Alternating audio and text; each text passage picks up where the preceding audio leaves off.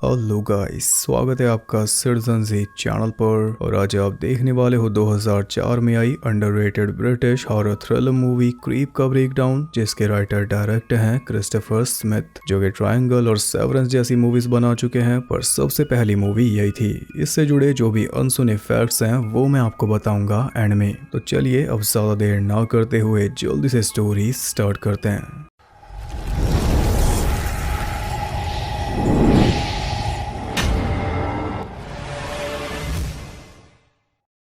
Movie start होती है London के अंडरग्राउंड सोर्स में, जहां पर हम देखते हैं दो सीवेज वर्कर्स आर्थर और जॉर्ज को। दोनों अपना काम कर रहे थे कि तभी उन्हें किसी की चीख सुनाई दी। आगे जाकर चेक किया तो देखा कि एक दीवार टूटी हुई थी और उसके पीछे भी एक टनल थी। आर्थर को ये काम करते हुए 20 साल हो गए, पर आज तक ऐसा कुछ नहीं देखा। यहाँ की सारी टनल्स के बारे में ये जानता है, लेकिन आज एक नई टनल इसके सामने आ गई। वो चेक करने अंदर चला गया और जॉर्ज बाहर ही खड़ा रहा, क्योंकि अंदर काफी ज्यादा पानी है और इसे तैरना नहीं आता। और काफी देर बाद भी जब आर्थर वापस नहीं आया तो मजबूरन इसे भी अंदर जाना पड़ा। अंदर गया तो देखा कि आर्थर घायल होकर नीचे पड़ा था और वो पीछे किसी को घूर रहा था। तभी पीछे से एक लेडी रोती हुई मदद मांगने आई और वो बहुत ज्यादा चोटिल थी, लेकिन किसी ने उसे फिर से अंधेरे में खींच लिया। इसके बाद हम आ जाते हैं एक पार्टी में, जहाँ पर हम देखते हैं केट को। गाय नाम का आदमी उस पे चांस मार रहा था, पर केट ने उसे साफ बोल दिया कि तेरा कोई चांस नहीं। असल में केट आज जॉर्ज क्लूनी से मिलने जाएगी। इसकी फ्रेंड ने कोई जुगाड़ लगाया है, बस एक दिक्कत है कि फ्रेंड तो इसकी जा चुकी। इसके साथ वो चालाकी कर गई। केट को भी जाना था तो उसने बाहर जाकर टैक्सी ढूंढी, लेकिन टैक्सी उसे मिली नहीं। यानी कि अब इसे जाना होगा ट्रेन में। तो सबसे पहले उसने थोड़े पैसे निकाले और वहीं पर एक बेघर आदमी बैठा था जो उससे छुट्टे पैसे मांग रहा था। केट उसे बोलती है कि ये मशीन नोट निकालती है, अगर छुट्टे पैसे चाहिए तो किसी फोन के पास जाकर बैठ। आइडिया तो सही दे गई। फिर इसके बाद वो पहुंची अंडरग्राउंड स्टेशन में, जहां पर उसे टिकट लेनी थी, लेकिन मशीन के पास भी छुट्टे पैसे नहीं थे। यानी टिकट लेने के लिए एग्जैक्ट मनी चाहिए थी, जो कि केट के पास थी नहीं। उसके पास बड़े नोट थे। तब उसकी हेल्प की पास बैठी एक बेघर लड़की मैंडी ने, जो कि अपने डॉग रे के साथ थी। केट से पैसे लेकर मैंडी ने उसे अपना ट्रैवल कार्ड दे दिया, जिसे लेकर वो पहुंची नीचे प्लेटफॉर्म पर। ट्रेन आने में अभी टाइम था, तो इतने में केट ने थोड़े घूंट लगाए, लोगों को ठूसते देखा, चूहों को ट्रैक पर चलते देखा, और ऐसे कब कब में वो सो गई उसे पता ही नहीं चला। जब उसकी आंख खुली तब तक प्लेटफॉर्म पूरा खाली हो चुका था। ट्रेन आकर चली भी गई और ये बस सोती रह गई। वो जल्दी से ऊपर पहुंची, लेकिन ऊपर भी सेम वही हाल था। चारों तरफ सन्नाटा, क्योंकि स्टेशन लॉक हो चुका था और सारे वर्कर्स जा चुके थे।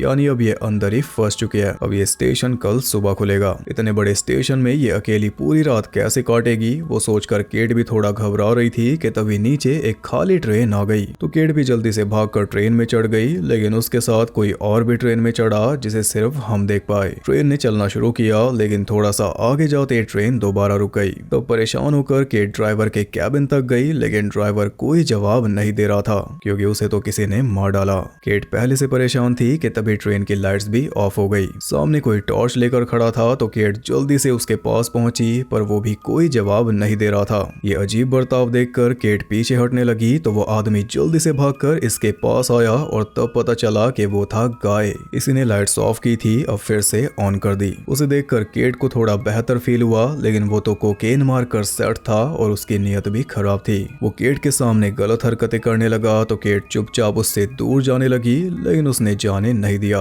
वो जबरदस्ती करके केट को असॉल्ट करना चाह रहा था, पर सही टाइम पर ट्रेन का दरवाजा खुला और किसी ने गाय को बाहर खींच लिया। फिर बस उसकी चीखें सुनाई दी। केट ने पास जाकर देखा तो गाय काफी जख्मी हो चुका था और उसने केट को सिर्फ एक वर्ड बोला कि भागो। केट जल्दी से भागकर पीछे के एग्जिट से बाहर निकली और उसके पीछे कोई और भी ट्रेन से निकला, पर केट ने पीछे मुड़कर देखा ही नहीं। वो बस भागती रही और सीधा स्टेशन पर जाकर रुकी। वहाँ पर एक फोन था, तो केट ने उसका यूज करना चाहा, लेकिन बात नहीं बनी। छुट्टे पैसे। फिर भागकर वो ऊपर पहुंची, लेकिन गेट तो लॉक था, इसलिए बाहर जा ही नहीं सकती। उसने काफी शोर शराबा किया ताकि बाहर से कोई सुन ले, पर ऐसा भी नहीं हुआ। अब वापस नीचे तो जा नहीं सकती, इसलिए थक हार कर वो साइड में बैठ गई और तभी उसके पास पास आया रे, मैंडी का डॉग। उसके पीछे पीछे केट पहुंची एक स्टोर रूम के अंदर जहां पर मैंडी और उसका बॉयफ्रेंड जिमी दोनों सोए हुए थे। केट ने उन दोनों को जगाकर उनसे मदद मांगी पर दोनों ही नशे में थे तो ज्यादा कुछ वो समझे नहीं। एक सिगरेट के बदले में जिमी ने बताया कि कंट्रोल रूम के अंदर एक सिक्योरिटी गार्ड है, उसके अलावा पूरे स्टेशन में कोई भी नहीं, ऑफ कोर्स इन्हें छोड़कर। पर जिमी उसके पास नहीं जाने वाला क्योंकि वो इन्हें नहीं छेड़ता और ये उसे नहीं छेड़ते,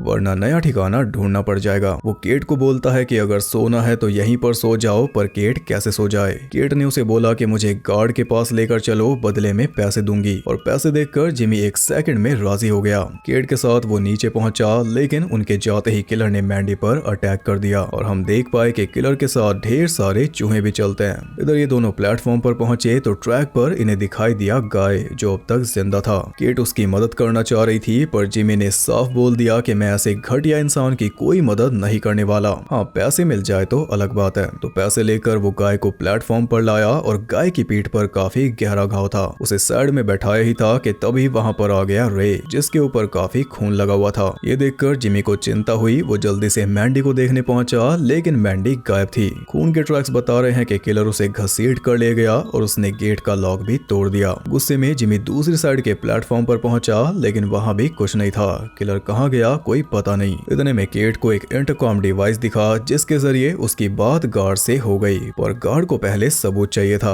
उसे देखना था कि गाय सच में इंजर्ड है या फिर ये कोई चाल है। ये सुनकर केट को गुस्सा आ गया कि मैं इतनी रात को यहाँ पर कोई चाल चलूंगी क्या। पर गार्ड को उसकी बातों से कोई मतलब ही नहीं था। उसका सीधा सा कहना था कि गाय को कैमरा के सामने ले आ, बात खत्म। हार कर केट गाय को लेने गई तो उसने देखा कि गाय मर चुका। फिर भी उसने गाय की बॉडी को सामने किया, तब जाकर गार्ड को यकीन हुआ। लेकिन इससे पहले कि वो कुछ कर पाता, उसके पास आ गए ढेर सारे चूहे, यानी कि किलर आ गया। और यहाँ पर हम थोड़ा बहुत उसकी बॉडी को भी देख पाए। उसने गार्ड का गला काट कर उसे शांत कर दिया और उसकी चीखें सुनकर केट भी समझ गई कि अब कोई मदद नहीं आने वाली। फिर गार्ड की लाश को भी वो घसीटते हुए ले गया। इतने में केट ऊपर स्टोर रूम में पहुंची जहाँ पर जिमी उसे मिल गया, लेकिन वो ड्रग्स लेकर आराम से सुन पड़ा था। केट उसे बताती है कि अगर हम टनल से होते हुए अगले स्टेशन पर जाए तो वहाँ पर भी एक गार्ड मौजूद होगा। पर जिमी कोई जवाब नहीं दे रहा था, इसलिए वो अकेली जाने लगी। तब जिमी उसे बोलता है कि पहले टॉर्च उठा और जूते पहन, फिर दोनों साथ में चलेंगे। इसी बीच किलर गाय की लाश को भी सरका कर ले गया।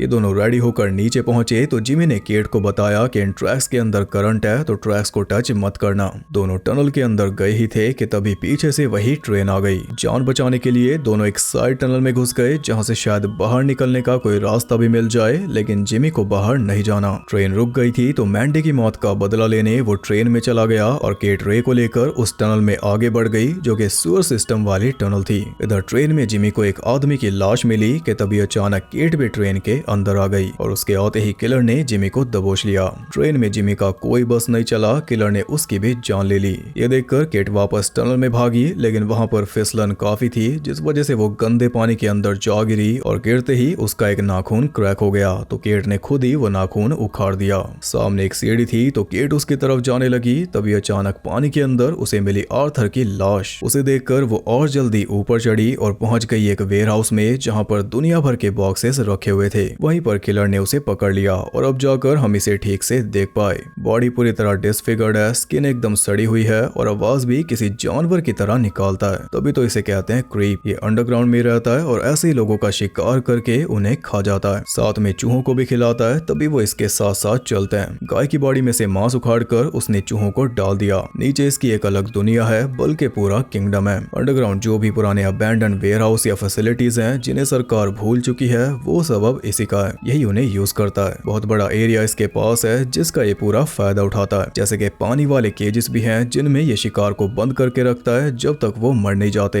मर जाते हैं तो उन्हें खा लेता है। उन्हीं में से एक केज के अंदर बंद है जॉर्ज और उसके सामने वाले केज में है केट। एक केज के अंदर बंद पड़ा आदमी मर चुका है तो क्रीप उसे निकाल कर ले गया, जिस बीच इन दोनों को बात करने का मौका मिल गया। और वैसे भी केट जॉर्ज से ही मिलने जा रही थी तो आखिर में जॉर्ज से मिल गया। खैर इस बातचीत के बीच उन्हें पता चला कि इन केजेस का पार्टीशन पूरा नीचे तक नहीं है, यानी कि नीचे से तैर कर ये एक से दूसरे केज में जा सकते हैं। और केट के साथ वाला केज ओपन भी था तो उसे फ्री होने का मौका मिल गया। पानी में नीचे जाकर वो केजेस को पार करती जा रही थी, लेकिन बीच में ही क्रीप आ गया। तब जॉर्ज ने उसके सामने मरने का नाटक किया ताकि केट को फ्री होने का टाइम मिल जाए। और फ्री होते ही केट ने क्रीप की आंख में अपनी हील घुसा दी, फिर जॉर्ज को फ्री किया, जिसके बाद वो दोनों वहां से निकले और रास्ते में कुछ लाशें भी मिल रही थी जिन्हें नजरअंदाज करके वो आगे बढ़ते रहे और ऐसे ही पहुंच गए एक मेडिकल रूम में। वहां पर बच्चों का काफी सामान पड़ा था, जैसे कि टॉयज और बच्चों के बेड्स भी थे जिन पे बच्चों के नाम भी थे, रिचर्ड, सूजन और क्रेग। साथ ही कई सारे डिसफिगर्ड फीटस भी ट्यूब्स के अंदर रखे हुए थे। ये सब देखकर वो आगे बढ़े तो आगे उन्हें मिली मैंडी, जिसे एक सर्जिकल चेयर पर बांधा हुआ था। केट उसे फ्री करना चाहती थी, पर जॉर्ज ने उसे हिलाकर देखा तो वो हिली नहीं, जिससे इन दोनों को लगा कि वो मर चुकी। और यहाँ पर तो केट का भी सब्र टूट गया।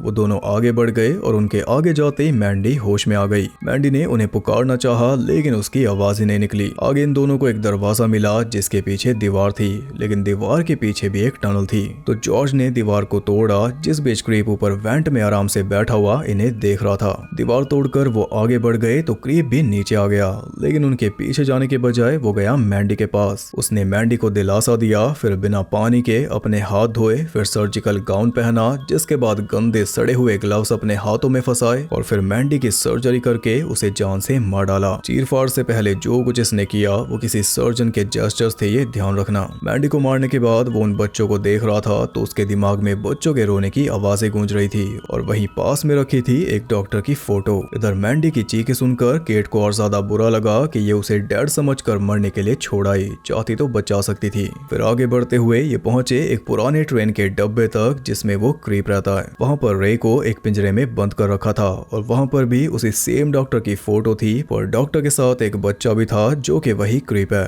इससे पूरी कहानी साफ हो गई। ये जगह कोई सीक्रेट अंडरग्राउंड लैब थी जहां पर बच्चों के ऊपर एक्सपेरिमेंट किए जाते थे और क्रीप भी उन्हीं एक्सपेरिमेंट्स का नतीजा है। बाकी बच्चे या तो बच नहीं पाए या तो पेट के अंदर ही मारे गए। तो जो भी सर्जन वाले जेस्चर्स क्रीप कर रहा था वो सारे जेस्चर्स ये डॉक्टर उसके साथ करता था। एक ना एक दिन वो डॉक्टर भी मर गया होगा क्योंकि पहले ही ओल्ड था। तो उसके बाद ये लैब अबैंडन कर दी गई, लेकिन क्रीप जिंदा बच गया। तो तब से वो जमीन के नीचे रह रहा है और चूहों के साथ उसकी पक्की दोस्ती है। इसी दुनिया में वो चूहों के साथ रहकर बड़ा हुआ। अब रे उस डब्बे से बाहर चला गया तो क्रीप ने उसे भी लपेट लिया। इसके बाद वो जॉर्ज के ऊपर झपटा तो इस बार जॉर्ज ने मार मार कर उसका भूत बना दिया। तब जाकर वो फाइनली बोला। पहले बोल रहा था कि मुझे मत मारो, पर अचानक से बोलने लगा कि मुझे मार दो। ये दोनों कंफ्यूज हो गए। तभी एक सरिये को जॉर्ज के सर के आर पार करके उसने जॉर्ज को खत्म कर दिया। ये देखकर केट भागकर टनल के अंदर पहुंची, लेकिन क्रीप उस जगह के एक एक कोने से वाकिफ था। उसने सामने से आकर केट को दबोच लिया। तब केट ने देखा कि उसके हाथ पर एक बैंड था जो कि उसकी खाल के अंदर धस चुका था,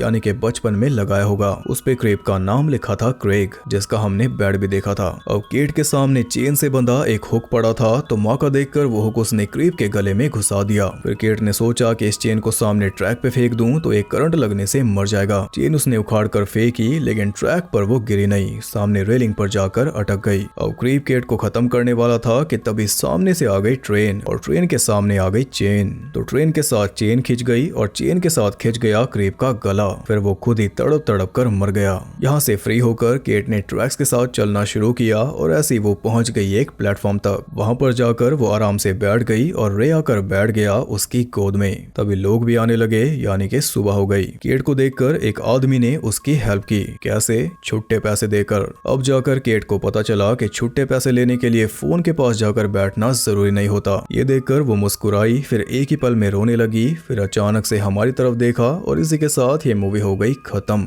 मूवी काफी अच्छी है। जिस तरह से एक रात के अंदर शुरू होकर सुबह के साथ ये खत्म हो गई वो काफी सही था, क्योंकि रात के अंदर काफी कुछ हुआ। इसकी स्टोरी को कंपेयर किया जाता है 1972 वाली डेथ लाइन से, उसमें भी सब कुछ ऐसा ही था। पर डायरेक्टर का कहना है कि उन्होंने डेथ लाइन देखी नहीं, वो इंस्पायर हुए थे an American werewolf in London से। उसमें भी अंडरग्राउंड स्टेशन वाला एक सीन था। 2005 में इसके ऊपर एक गेम भी बनी थी जो कि टाइम के साथ साथ खो गई थी, पर अब आपको वो मिल जाएगी। Creep the last tube. Creep की बैक स्टोरी हमें दिखाई नहीं गई, बस एक हिंट दिया गया और मेरे हिसाब से अगर 5 मिनट का सीन दिखा देते तो ज्यादा बेहतर होता, क्योंकि इसके बाद कोई अगला पार्ट आया ही नहीं जिसमें हमें पहले की स्टोरी पता चलती, जबकि प्रीक्वल तो आराम से बन सकता था। खैर अब बात करते हैं इंटरेस्टिंग फैक्ट्स के बारे में। बजट इसका था 5 मिलियन पाउंड और कमाई इसने 7.4 मिलियन डॉलर्स। क्रीप का रोल किया शॉन हैरिस ने और शॉन एक मेथड एक्टर है, तो शूटिंग के टाइम पर वो किसी के साथ बात तक नहीं करते थे, पूरा दिन कैरेक्टर में रहते थे, जिस वजह से सेट पर मौजूद बाकी एक्टर्स और पूरा क्रू उनसे डरता था। एक तो वो फुल मेकअप में रहते थे।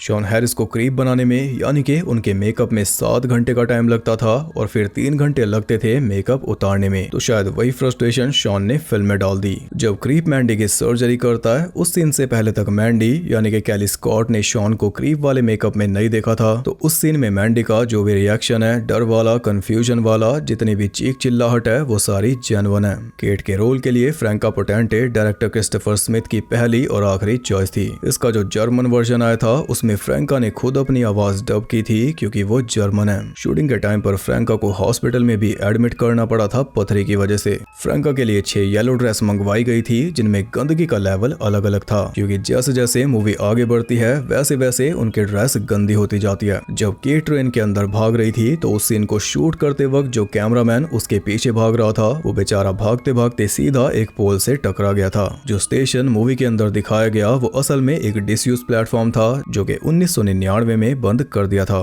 अब वो फिल्म्स और टीवी शोज में यूज होता है। जब जिमी ट्रेन के अंदर जाता है तो अंदर उसे ट्रेन के ड्राइवर की बॉडी मिलती है और तब अगर आप ध्यान से देखोगे तो उस आदमी की मूंछ भी थी जो कि बाद में CGI से ऐड की गई थी ताकि लोग उसे सिक्योरिटी गार्ड समझकर कंफ्यूज ना हो, क्योंकि कुछ देर पहले गार्ड को मारा गया था। इस मूवी के पहले और भी कई सारे टाइटल सोचे गए थे जैसे कि rant, cellar dweller, horrender, one track mind, Piccadilly nightmare और हेयर किटी किटी। पार्टी वाला सीक्वेंस एक असली मॉडल एजेंसी ऑफिस के अंदर शूट हुआ था। इस मूवी का जो ये वाला पोस्टर था वो अंडरग्राउंड स्टेशंस पर बैन कर दिया गया था। फिर एक सेकंड पोस्टर बनाया गया था DVD रिलीज के लिए। ये बैन काफी बाद में जाकर हटाया गया जब मूवी रिलीज होके हट भी गई। इस बात से प्रोड्यूसर काफी गुस्सा हुई थी। उनका कहना था कि ये बैन पूरी तरह बकवास है, मूवी कोई सच्ची घटना पर बेस्ड नहीं है, फिर भी बैन। क्रीप का नाम था क्रेग। वो नाम रखा गया था डायरेक्टर के दोस्त क्रेग फैकरल के नाम पर, जो कि मूवी के अंदर एक सीन में दिखाई भी दिए। वही बेघर आदमी जो छुट्टे पैसे मांग रहा था। जो डॉक्टर आपने फोटोज में देखा वो है मूवी के को प्रोड्यूसर बैरी हैंसन।